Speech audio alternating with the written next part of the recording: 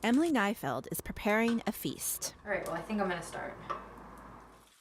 For this meal, the menu is Spanish-inspired, centering around paella, a traditional dish of seafood, sausage, and rice. I really love feeding people, and I love seeing when people are excited about food. So when somebody comes in my home and it's like, oh my gosh, that's so good, that gets me amped up. The guests she's feeding at her home in Northern Virginia tonight? Strangers. I'm Emily as well. Oh, great to meet you. You too. Chef Emily is one of several hosts who work with the online supper club Feastly. A couple of years ago, organizers Noah KARESH and Danny Harris started recruiting others to expand their foodie network.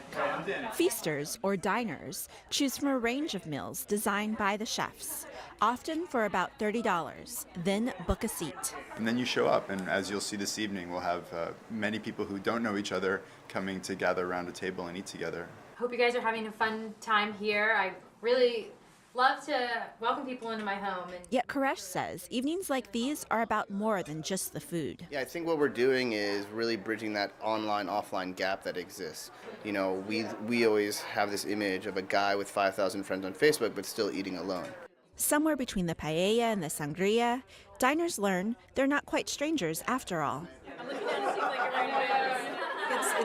It's a great way of experiencing something, different. And also, it's actually not too expensive either. It's part of a growing trend of supper clubs, happening far from the confines of a regular restaurant.